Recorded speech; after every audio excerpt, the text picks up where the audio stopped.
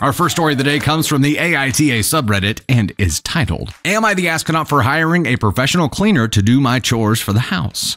My girlfriend moved to my house 6 months ago. Despite me paying 3/4 of the rent, she's a student, we still agreed that we would split the chores of the house 50-50. Now, my girlfriend doesn't have OCD, but she borderline can have those tendencies sometimes when it comes to cleaning. Everything must be done her way. Like freaking out when I cleaned the kitchen, but there was some dust on top of the fridge. Now, I didn't clean properly and I'm just doing things the wrong way, so I can get away without cleaning properly. I do laundry and I mispaired some socks that looked similar. I'm just trying to be annoying on purpose, or so she says. Since she wasn't happy about my cleaning and it was a constant problem, I decided to hire a professional cleaner to come once a week and do all the chores that are assigned to me. Cleaning the bathroom, living room, kitchen, windows, doing laundry, etc. Now, this doesn't mean I don't do any work around the house. I still take out the trash and clean dishes if the cleaner won't come in the next 3 days. I'll also do some handiwork required occasionally that my girlfriend doesn't know how to do. After continuing with this arrangement for 5 months, she now says this isn't fair. Because while she is cleaning and using her free time to do her chores, I just sit on my computer playing games. I told her that her chores were her responsibility and that we agreed to split 50-50. I just offloaded my work to another person. She told me that being in a relationship is about helping each other and not being petty about things. I told her that she should have applied that same mindset when I was doing the chores myself and she was complaining all the time. Am I the astronaut?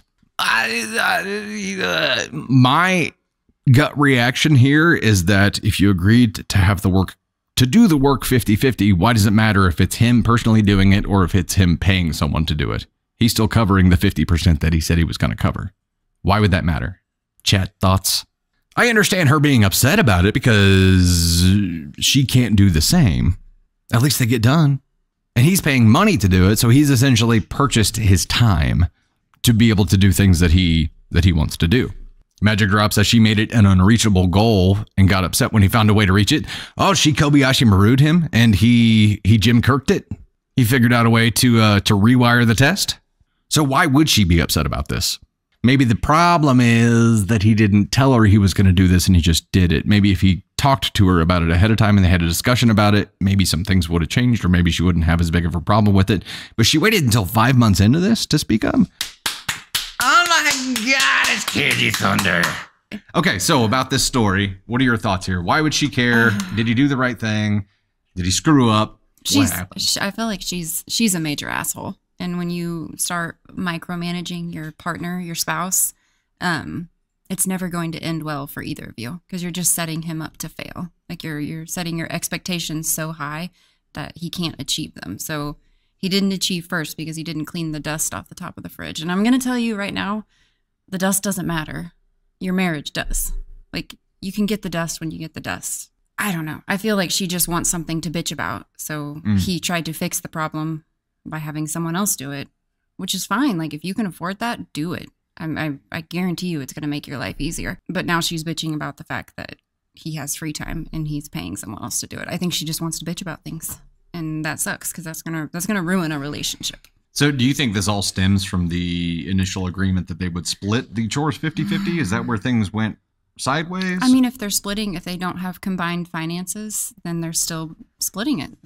He's just doing it a different way. So maybe she should hire someone. Maybe they should both be together and hire this person and to do everything. And then they don't have to bitch about it. Putting myself in his shoes right now, if our situation was like this, which it never would be, but if it were, what's the solution? How do you win? How do you not just win, but I think, what is it? In a good compromise, no one walks away happy, right? Happy. What is a way to step forward here that is an olive branch at least? And maybe that's if he talks to her and says, look, I understand, I don't know if you want to have control of all these things. And if that's the case, if you would like to do my part, I'm perfectly willing to pay you to do that the way I'm paying this person. Or if you want to go in with me on this and pitch in, it doesn't have to be 50-50, but we can have this person do your side of the chore things too. Right. what is most likely to be that olive branch that gets her to actually move the ball downfield? I mean, I guess, can I pay my 50% so that she can do my chores too? Like that's how I would feel about it. So I can't imagine the mindset where it's like, I mean, we all have our things. Like mine is the dishwasher. Like I get really upset when it's like loaded incorrectly, but that's my thing. That's on me. Did you reload it after I loaded it last night? No, I did not. But it's like my mom, it was like a big deal to my mom. So it was like, that's how we had to, when we grew up, that's how I learned to load the dishwasher. But if I want it done that way, I have to do it that way because that's the way that I do it. He's doing it. It's getting done. If I have a problem with it, that's my problem, not his problem. And I think that's a big thing to learn in marriage is like if laundry is a big deal for him, he basically does all of the laundry at our house. And by all of, I mean, the teenagers do their own laundry, but those are our things, like our personal things that we want done a certain way. So we do them ourselves because we know how we want it done. Yeah. Like I don't put my expectation for loading the dishwasher correctly on you because I can't expect you to live up to how I want it done. Right. And you can't expect me to do the laundry the way that you want it done. Like you have to do, like if you want something done a certain way, you should do it yourself. So personal standards are personal standards. And when Correct. You project those onto another person without them agreeing to it, you're an asshole. I think so. I mean, I think it makes sense.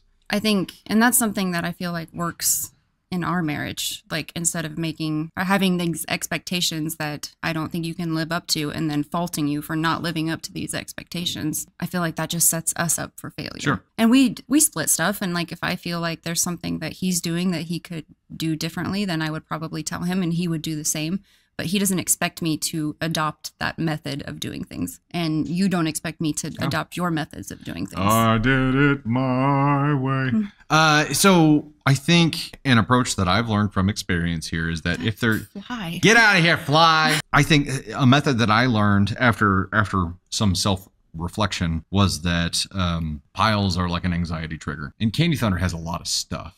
Just a lot of stuff. And rather than do the easy thing, and the easy thing is to just get frustrated about it and do nothing about it, right? To just be frustrated. After a while, I finally figured out that my frustration wasn't accomplishing anything. What I could do was put that energy into developing some kind of system that made it easier for her to organize the stuff that she has. And that was the solution, right? That like we did a closet makeover and added like new spaces to put more stuff. We're going through and organizing things room by room and just trying to make sure we're being efficient about how we organize things. And that is a solution. That is something that actually is good for the family because it gets us, lets us put stuff in places. It's helping me, I feel like, become better at managing my stuff. Right. I'm a clutter bug. I always have been. I do feel like it helps me, and you didn't do it in a way that makes me feel bad about the person that I am. You're like, you have this. Here's a better way. Do you want to do this? Yeah. And we did it, and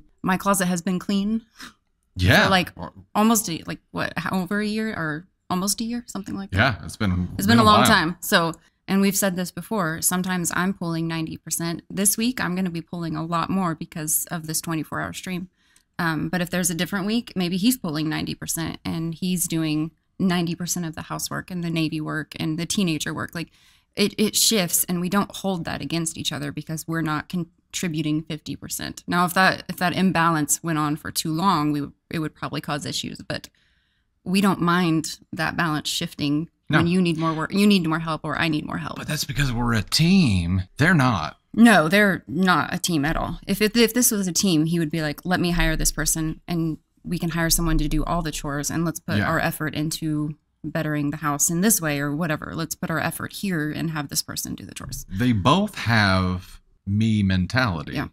And they're just dating. They're not married, right? Maybe that's something you learn as you go, but I think even dating relationship-wise before we got married. No, they're just dating. It's his girlfriend. Okay. Okay. And that's, it could be just young in the relationship, so they're figuring this stuff out as they go. But there is a tipping point where you have to look at all this and say, how much time and energy have we wasted on this petty bullshit that is just tit for tat? Right.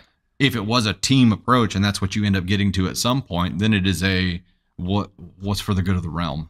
These are fires you have to walk through, and maybe this is a fire they're walking through right now to learn about teamwork approach, right? Because they in a relationship, it's going to make it hard to survive with the mentality they have right now. Now, if they were just roommates, that's a different issue. But if they want to be together and they're interested in spending the rest of their lives together, they've got to start looking at this and saying, us, instead of me versus you.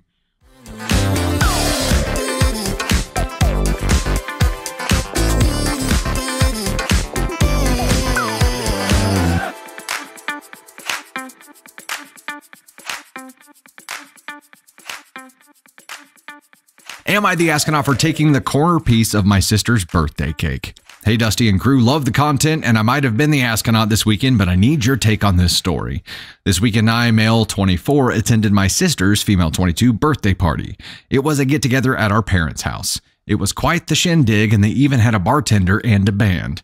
Did my parents ever throw a B-Day party like that for me? No, but I digress. Ever since we were kids, my sister has always loved the corner piece of cake. We would have fights over it when we were younger, and it would usually end with one of us in tears. The party was a great time. All of our family friends and most of my sisters and my friends were there too. As the night went on, I might have been enjoying a few beverages. We all sang happy birthday and cut the cake. Everyone was getting their slices, and my sister made sure to say, "Make sure someone saves me a corner piece," before she went back to singing along with the band. This is where, in my altered state, I decided that I really wanted a piece of cake. The corner piece, to be exact. There was one corner left, and it was set off to the side. I stumbled over and proceeded to enjoy the last corner piece, and like clockwork, cue my sister somehow seeing me and yelling, "You mother!" I self-censored. She stormed over and threw a drink at me and started screaming at me for eating her cake. My parents joined in on the scolding, and my dad said, "You've had enough." I'm assuming he meant booze and not cake, so I stumbled my way to bed. My sister still hasn't talked to me, and my parents keep lecturing me about how out of line I was and how I drank too much and ruined her party. Part of me feels bad for doing it, but part of me feels like my sister overreacted a bit over a piece of cake. Am I the astronaut? Yeah, you're the astronaut, dude. Yeah, you're the astronaut. Here's how we know that you're the astronaut. Because you did it on purpose. You knew ahead of time, and you even talked about how in your altered state, you looked at it and you're like, "Oh, that's the one that she wants, but I'm going to do it anyway." And stumbled over there and did it the whole time knowing what was going to happen. This whole story, you knew exactly what was going to happen. You maliciously took the one thing that she wanted on her day from her cake. Yeah, that makes you a malicious asshole. And some people might say, like, it's just cake. You can't be ask on one when it's just cake. You can if you were malicious. If you were trying to be a dick, which, by the way, mission success. Yeah, you absolutely can. Now, if you had thought that she already had her corner piece or that there was another one available, that would be a different story, but you didn't. You said there was one corner piece left. That fly just landed right on my forehead. Get out of here! We're gonna have to. Follower submitted stories can lead to ask on one verdicts too. Situationally, you were an ask on one here. It was the worst kind of asshole because it was malicious. And you need to, in my opinion, you have a lot of work to do to make up for this. Because you can't go back in time and fix the birthday party that you ruined. You can replace the cake that you ruined, and I think you probably should. And you probably owe a very, very heartfelt apology here. It's my opinion.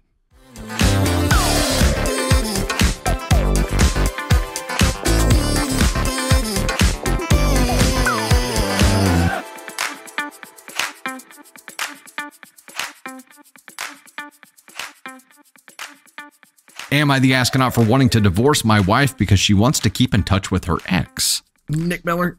Let me put my hood up. Last time I tried to put my hood up doing that kind of thing, my headphones fell to the ground and smashed, and then I had to send them off to get repaired, so I'm not doing it again. I, male 30, have been married to a female 29, and we have had issues where she wants to keep checking on her exes to see if they're okay. I have expressed to her that I don't think this is healthy and it bothers me a lot. She promised me that she would stop and even block everyone, and we continued with our lives. Recently, while I was traveling, I found out that she was trying to get in touch with her ex. She claimed she just wanted to check in and see how he was doing. I'm going to red flag that because she agreed to stop doing it. All of this happened behind my back, and if I hadn't found out and confronted her, she probably would have brushed it off. I'm going to red flag that too. I feel lost. To me, this is cheating. I don't trust her anymore, and I am considering divorce. This situation is not healthy for our relationship, and I have expressed several times how her actions affect me. We have 2 small children together, and I'm tired of constantly worrying about her reaching out to her exes. I told her I wanted a divorce, but she kept saying it wouldn't happen again and that we should try to work things out. However, I honestly don't want to. Even if we go to counseling, I'm exhausted. At this point, I just want the kids to be happy, and I'm willing to live with her for a while until we prepare the kids and our finances for the divorce, but not as a couple. Am I overreacting? Edit, this ex was not a relationship. They just hooked up several times because my ex was afraid of getting into a relationship with this guy. Oh, so he says ex. So they've split up since he made this edit. Okay. She has stated multiple times how nice he is and how wild the sex was, and she even talked about our relationship with him. I also have several exes, including an ex-fiance and casual partners, but they are irrelevant to me. I don't understand people saying that I'm controlling with 2 children who require a lot of care. Edit 2, firstly, I completely disagree that I'm controlling. I expressed how I felt, and she willingly said she would block them. I will never disregard my feelings. Prioritizing my own well-being and emotional health is most important to me right now. The kids are mine. I don't care about the financial part, as money is not an issue. If she wants child support, alimony, whatever, she'll have it. I care about my mental health and being well for my children. She is making her choices, and she is free to do so, but I don't want to be a part of this. I have enjoyed my life quite a bit. I have no time for these games. Okay, so commenters apparently here were calling him controlling, but here's the kicker. When she first did this, or he first found out about it, he said, I don't feel good about this. Here's how this makes me feel. It's a deal breaker in my world. And she said, okay, I won't do it again. And then did it behind his back while he was traveling. Trust is broken. Trust is broken. And with it being an ex that she had just casual encounters with, in my opinion, that makes it worse, because what it says is that she's trying to restart their casual relationship. He said, this doesn't make me comfortable. She said, okay. And then she disregarded his feelings about it. It's a come what may situation, right? Because she knew what would happen. She knew that it would make him, she knew that he was not okay with it. And she knew that it was a deal breaker, and she did it anyway. She chose her path. She chose it. Now, why? That's the big question, right? Why?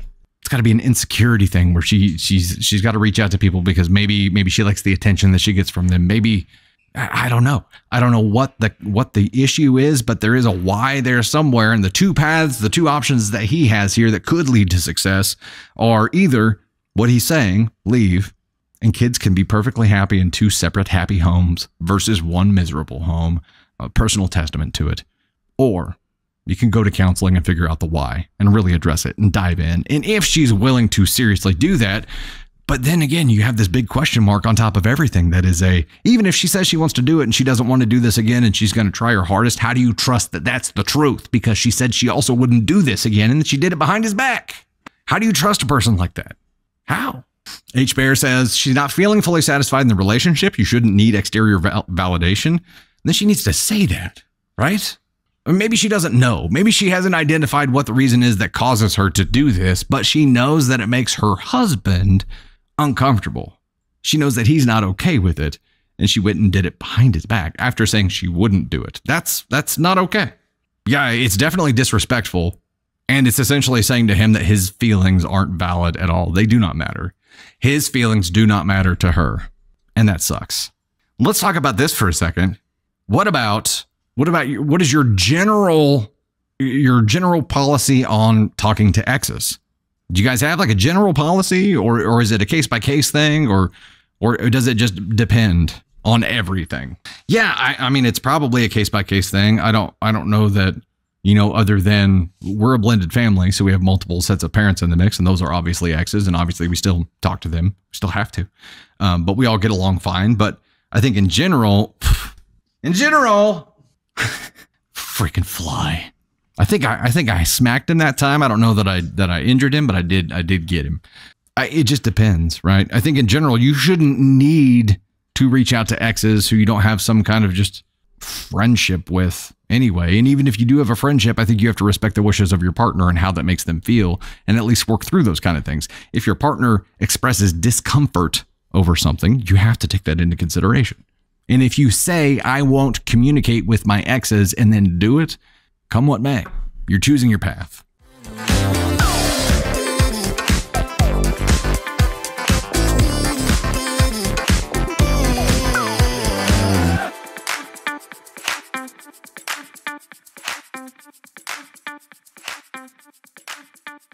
This one is from AITAH as well and is titled, Am I the Astronaut for Wanting to Spend Time with My Son Without My Wife? So I have a 7-year-old son who I don't get to see nearly as often as I'd like. I work from 8 a.m. to 8 p.m. on weekdays, and by the time I get home, my son is getting ready to go to bed. My wife stays at home, so she does most of the childcare. On weekends, I spend time with Nick, but my wife always hovers around him. I never get to spend any alone time with Nick, and anytime I try to do something with him, she always has to be involved. Mario Kart, catch, playing with his wrestling toys. I never get to have just father-son moments with him, and it irks me, as it makes me feel like I'm just an accessory as a parent to her. She gets to be with Nick and have alone time when I'm at work on the weekdays, and on the weekends, I never get any alone bonding time. I've told her this multiple times, and she says there's nothing wrong with always being around. I've obviously said that we should be spending time together as a family unit, but that doesn't mean I shouldn't get an hour or two on the weekends where it's just him and I. So on Saturday, I decided to take Nick to a local arcade and grab some ice cream. I know on Wednesday my wife is going with him to an amateur wrestling show and stopping at his favorite restaurant after. When I told my wife I was going to take him alone, she got really upset and said it's ridiculous that she can't come as well. I told her how she's going to have a fun day with Nick on Wednesday, and I'd really like to make my own memories with him. She got upset and told me to just leave and slammed the bedroom door behind me. So I took Nick and we had a blast together. It's probably the first time in close to a year I got to do something like that with just the two of us. On the way home, she texted that she didn't feel like making dinner. I said no problem and grabbed us some Chinese takeout, her favorite, and when we got home she refused to eat and wouldn't talk to me. She then stormed out of the house at about 7:30 and said she'd be back late and not to wait up. I then got a text from her sister at around midnight saying I really needed to talk to my wife and that she went over there and got blackout drunk and wouldn't stop sobbing about how I don't love her and don't want to spend time with her. The next morning she came home and I asked her to talk and she refused. She said that she was fine and just had a bit of an episode. I didn't push or gave her space for most of the day. When we went to bed for the night, she said I was a complete asshole and I should never try to take a child away from their mother.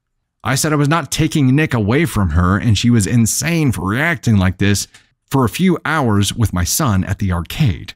Today I woke up and decided to take the day off work because I wanted to spend some time with her, and when I told her, she was upset and said she was running errands, so there's no point. I said I'd go with her, and she said she didn't want me with her and left the house in a rush. I feel like she's overreacting to an extreme level, to the point it seems like she's having a manic episode. She's never acted like this in the 11 years we've been together, and I almost feel like I'm being gaslit into believing what I did was awful. Am I the astronaut? Well, this is an interesting one.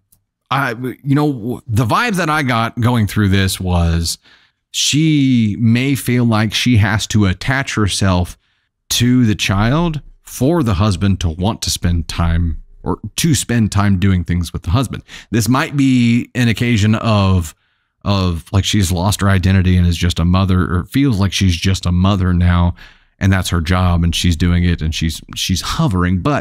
But in this case, she might be doing it because the only chance she gets to spend time with her husband is if she does it through her son. It's possible. And in that case, it is y'all need a date night. You need to find a sitter and you need a date night for you two. I think as OP talks about this, not getting one-on-one time, and one-on-one time with parents is important, right? One-on-one time with each of your kids is important. I think there's a bonding that happens there, and there's a communication level that happens there that you won't get otherwise. One-on-one time is important. One-on-one time with your wife, also very important. And we didn't hear anything about that here. And I feel like she might feel neglected by him, but he has this desire to want to do things with his son, so she's attached himself so that she can benefit by proxy. I'm not saying that's the case. It's possible. He wants alone time. I feel like to test this theory, the pitch would be he pitches to do something that is one-on-one time with his son, and in the same breath pitches a date night next day or right after, maybe night before, something. But there has to be a balance there, and I think you would at least discover if it is an issue of her needing more attention from him, or if her having severe separation anxiety. Angel says she's cheating and the son knows the guy. She's afraid he'll out her. I mean, that's possible. That's a wild theory, but it is entirely possible. He's a poor 7-year-old kid. If that's the case, that's garbage. Garbage. She may also want validation of being a good mother, so she may be trying to show him, H. Bear says. Yeah, that's possible. There's a lot of possibilities here. I feel like I mean, mom here is obviously having trouble processing emotions and what's actually going on. So is OP. So is dad having trouble processing and finding out exactly what's going on here. There needs to be some communication. This is a communication issue because he said he really wanted the one-on-one time with his son, and she may feel neglected there, or there could be a different issue. And if it is separation anxiety, she would react the exact same way, right? So we don't know which one of those things it is. Either way, you are not the astronaut for wanting to spend time with your son without your wife. I'm going to say NTA to that question, to that specific question. But I think there's another problem here. There definitely is another problem here that you need to address and start trying to figure out, OP. And that is it separation anxiety? Is it that she doesn't feel like she's getting enough attention from you? Or as Angel said, is there something nefarious going on here where she has a different reason for not wanting you to have alone time with him because there's something she doesn't want you to know? All of those things are possible. You're not an asshole for wanting to spend time with your kid one-on-one. It needs to be done. But there's more to the story here, and that's what you got to figure out.